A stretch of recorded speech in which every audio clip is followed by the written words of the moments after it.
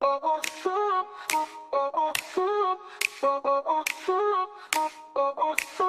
si Maps Mix Vlog. Lazy morning everyone! Another vlog takeover na naman po tayo. Lazy morning kasi ang panahon natin ngayon ay makulimlim at malamig ang simoy ng hangin. Hindi guys, basta ganitong mga panahon talaga masarap pa humilata sa kama. Pero ito tayo, nasa kalagitnaan ng daan. Kasi alipin tayo ng salapi. Huy! Hindi ganun. And today guys is restock day. Kaya tayo ay mamimili ng mga kakailanganin natin sa bahay. Tulad ng isda, gulay, ng mga seasonings, necessities, and maintenance. Pero take note, hindi gamot, kundi kape. Yes guys, kasi ilang araw na kami walang stock ng kape sa bahay. So yung nanay ko medyo nag-wild na siya kasi walang kape. And dahil Pinoy tayo, no coffee means your day is empty. O taray, o the spot yun. Oy, pero hindi, aminin nyo ha. Hindi rin buong araw nyo pag walang kape kasi wala kayong mararamdamang pumipitik-pitik. Palpitation pala. Hindi, kasi kami ni mama ganon. Nag-malfunction kami pag walang kaping nananalaytay sa katawan namin. And I think you guys feel the same way too. Uy! So ngayon guys, papunta tayo ng JS Grocery Store. Mauna muna tayo doon para mag-grocery. Then after nun is mamamalengke tayo. Inuna ko talaga ang grocery dahil nakakaya naman pag may dala tayong isda doon sa grocery store, diba? Mangangamoy yun kasi malangsa yung isda. So, to avoid that, mas pinili ko munang unahin ang grocery bago ang mamalengke. And today guys is Sunday. So, Sunday means rest day ng mga tao. Kaya, as you can see, tahimik ang daan na aking nilalakbay ngayon. Dahil, ang mga tao ay nasa kanilang mga kabahayan at ginagawa ang kanilang mga dapat na gawain. And ako ay isa doon. Dahil inutusan tayo ng ating Reyna. Yes, hindi tayo pwede patinamad-tamad kasi hindi tayo makakain. Char. Andito na tayo sa JS guys. So, let's see kung anong mabili natin.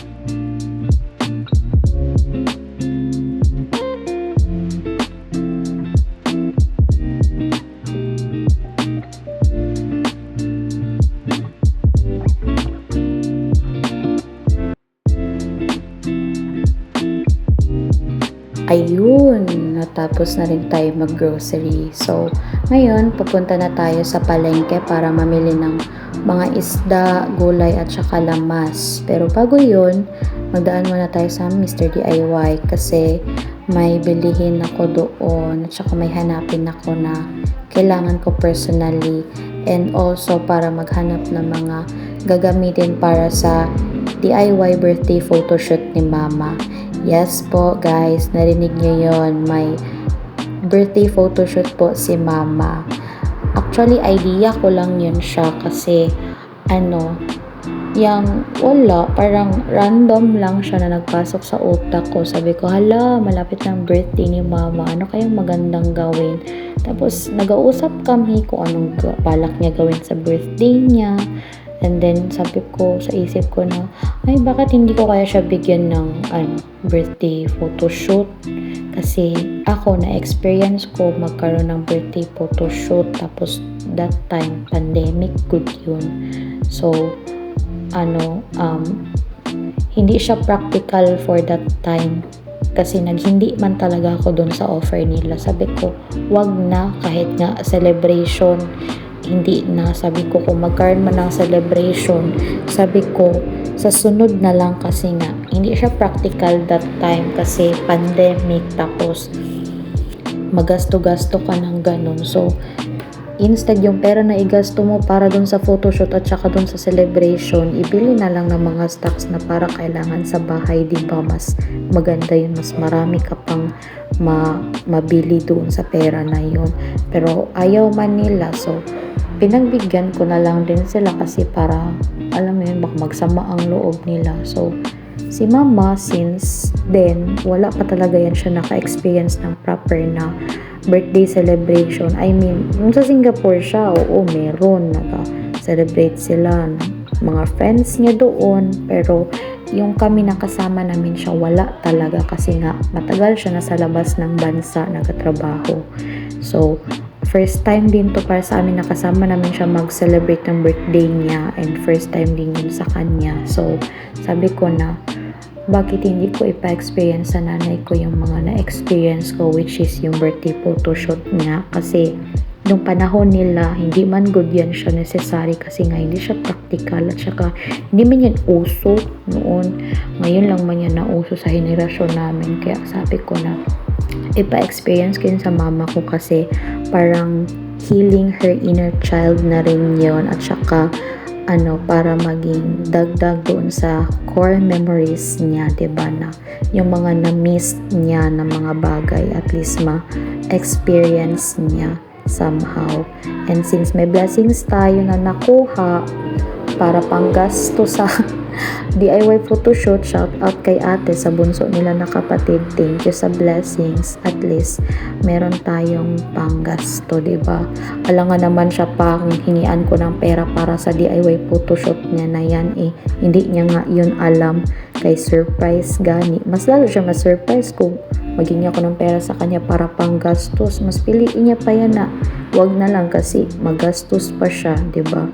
Kaya ayun, idea ko lang siya, then surprise siya. So, ako na lang sabihin sa kanya mga 2 days or 1 day before ng ng photoshoot niya, actual photoshoot niya. Kaya, ayun. Sana ma-enjoy niyan. Sana maging happy siya, lalo na sa maging outcome ng mga pictures niya kasi ako lang din talaga magawa lahat. So, sana talaga magustuhan niya. So, ayun guys, dito na tayo sa DIY after the long ride. Dito talaga ako nagabili ng mga kailangan sa mga sa bahay, lalo na ng mga personal things kasi mura siya ba, tapos yung quality maganda. So ayun, iwan natin yung baggage natin dyan sa baggage counter nila. Actually parang self-service ka dyan kay wala man silang guard. So ayun, hanap ako ng pandikit ng sapatos kasi yung sapatos ko nagahingalo na, wala pa tayong pera para pampalit sa kanya kasi full earn work si mama. So for now, dikit-dikit muna tayo, diba? Yan. Tapos di ko alam kung part na din to siya ng adulthood nga. Yung may makita ka ng mga gamit para sa bahay ba, parang lahat gusto mo bilhin pero wala ka naman pera pambili. Ako lang ba or kayo rin? Parang hindi ko naman, wala naman akong sariling bahay pero gusto ko mamili ng mga gamit na ewan saan naman ilagay. Ayan guys, nagatingin ako dyan ng mga kung anik-anik para sa mga anak ko. Guys, wala akong anak na bata ha. Ang anak ko is aso po. 2 aso na babae. Yes, kasi masyado namin silang love. Kaya masyadong gina-baby-baby. Sa totoo lang, sa sobra ka baby-baby kay sila na lang ang gina-priority halos. Parang kulang na lang na. Bahalag hindi na kami makakain. Basta sila makakain. Huy, ano na. Social masyado sila kay may budget din yan sila sa pagkain lalo na sa ulam. Ganun namin sila ka-love. Kaya pag may something na parang ano sa kanila off, like nagaluya sila or may sakit sila, parang hindi kami sanay na ganun kasi nga kilala man namin sila, so parang maapektuhan din kami ba kasi syempre aside sa tagabantay namin sila, pamilya na rin namin yan ng turing namin sa kanila kahit na hayop lang yan sila para man din yan silang tao. O diba guys, tingnan nyo, nagatingin-tingin ako ng mga rice cooker tsaka mga kung anik-anik na nandyan sa stall na yan. Di ko naman alam bakit. Wala rin naman akong pera ipambili dyan. Makainis. So, ayun guys, tapos na tayo sa ating agenda which is mamalengke and mag-grocery and all. And, sorry guys if hindi ko na na-include sa video na to yung pamamalengke ko kasi ang daming kong bit-bit, actually hindi lang yun. Yung hawak ko dyan, meron pa nandun sa taas. Kaya, mahirap na mag-video. And also, nag-aambon na rin. So, baka mabasa yung cellphone ko. Wala akong pampalit. Kaya pinagtitiisan ko yung cellphone ko na sira. Kaya hindi ko siya i-risk na mabasa kasi nga wala akong pampalit guys. Hindi pa ako mapilihan. At saka hindi naman siya necessary pa. Kaya pa naman ng buhay ng cellphone ko. Kaya sige, tiyaga. Ayan guys, kita niyo yung glass ng tricycle. Basa na kasi nagalakas-lakas na rin yung ambon guys. Malalaki na rin yung patak niya. And ayan, pauwi na tayo. Gutom na rin ako masyado dyan. Tsaka, okay lang din naman na mabasa tayo kasi hindi pa rin naman ako naligo. Sinadya ko kasi mamalingki man din ako, ganun lang din. Tapos galing ako sa labas, diba? Marumihan ulit, so maligo ulit pag uwi sa bahay. Sayang yung damit, tsaka makapagod maglaba. Makapagod maglaba ng marami. Kaya, ayun. Tsaka, wala man din mag-amoy sa akin kung naligo ba ako or wala. Hindi rin naman ako mabaho kasi pagkagabi nun is kagabi, naligo rin naman ako. Kaya, parang, mabango pa rin naman ako kasi sa bahay lang naman din ako. Hindi naman ako naglabas. Ngayon lang kasi namalengke ako. Ayan.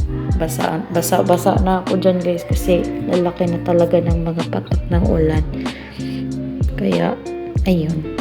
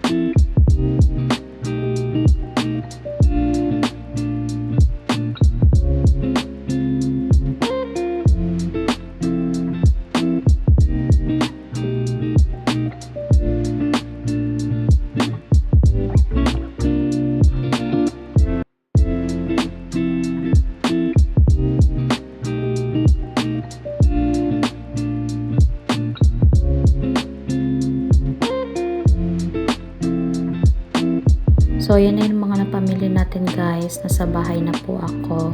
And, yung nanay ko nandun sa likod, busy po sa paglalaba. Ayan siya. Thank you for watching guys. See you on the next video. Bye!